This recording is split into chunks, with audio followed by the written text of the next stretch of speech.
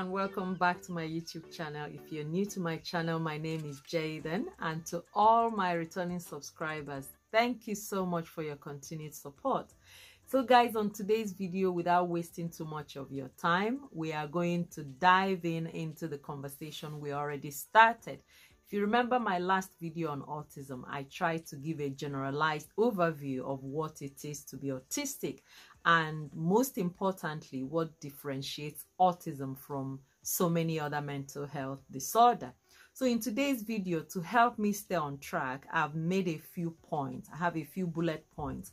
I will try and address each point again, just to help us have a wider view of what it is to be autistic, but also to help us understand ourselves better, as well as some other person who could be close to us, friends, families, who we might think could be dealing with this condition. So to begin with, autism spectrum disorder is a neurodevelopmental disorder that affects three major areas of our lives. Autism affects how we see the world. It affects relationships we have with others. It affects the way we behave, basically. So people go on to have difficulties in their relationship, their work life, personal relationship, love relationship, without knowing that there could be something underlying. So this is why it is very important, like most conversations we have on this platform.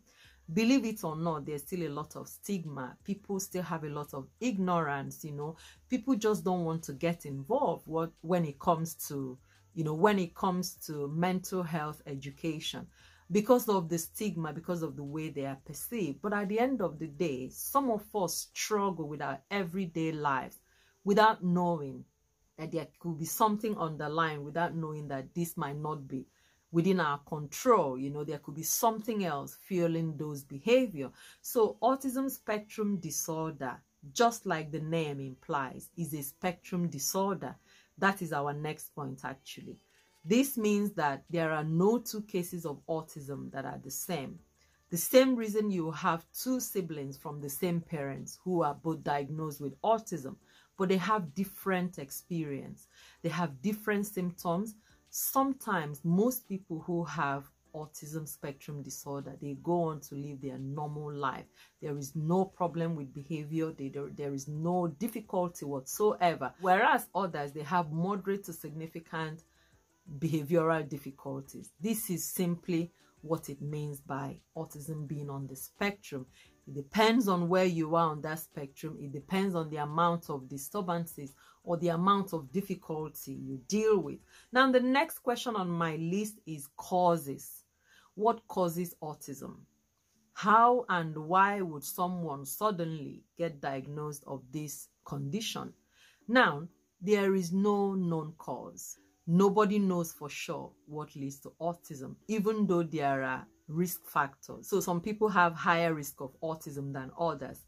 This will be my final video on autism, where I talk about the signs and symptoms.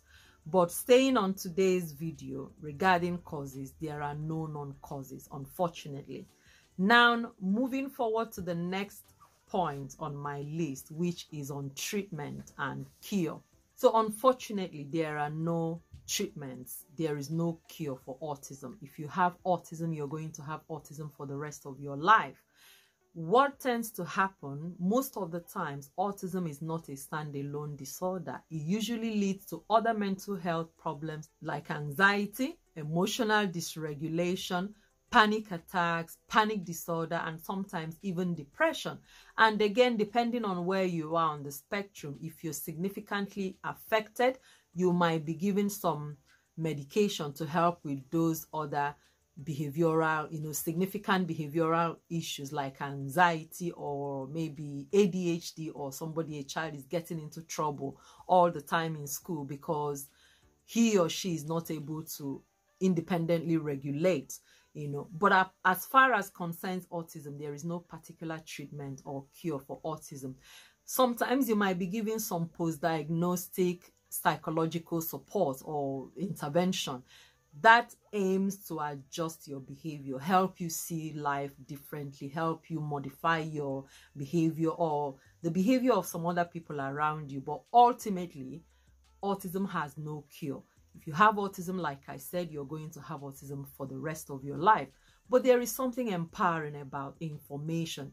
Even if it's just to get to know that you have this condition, you will now begin to make allowances for yourself, for people, and make conscious effort to take control of things and, reduce the difficulties or the challenges you face because of that condition. So the next point I have on my list is diagnosis. How does one get diagnosed of autism? What will your doctor do for you? Would you be sent for blood tests? Would you go for CT scans or, MRI scans? The answer again is no.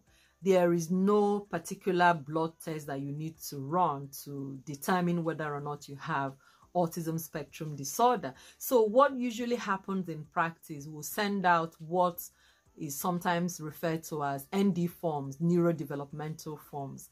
These forms are aimed to collect information. Most of the times, in the case of children across home and school, what we are looking for at that point, or what clinicians will be looking for at that point, are indicators. So depending on where you are, if there are significant indicators that one could be, on the spectrum, there could be traits. One is now given what is called a behavioral diagnosis.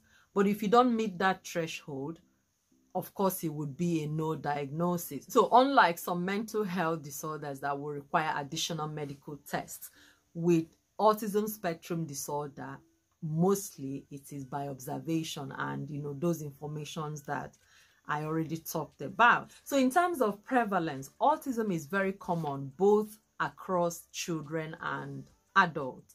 But because autism is a developmental disability, it's more prevalent in children. So something else I need to mention quickly on diagnosis is that autism, being a developmental disability, is usually diagnosed quite early, usually between the ages of 6 months and 2 years. And this is why we highly encourage parents, moms, dads, and caregivers, whoever has access to a child. If you think that child is not hitting the expected milestones, depending on the stage of their lives, please do not normalize those concerns you have.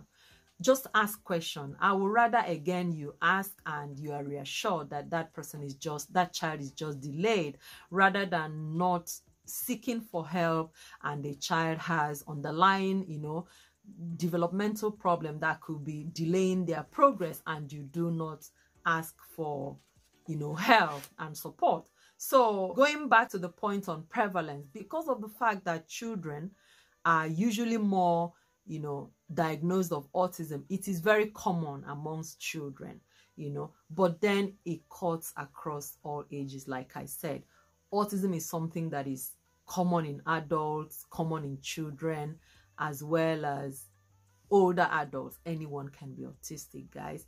Again, in terms of race, ethnic groups, anyone is at risk, even though some people have higher chances of becoming autistic, as we will see in my next video.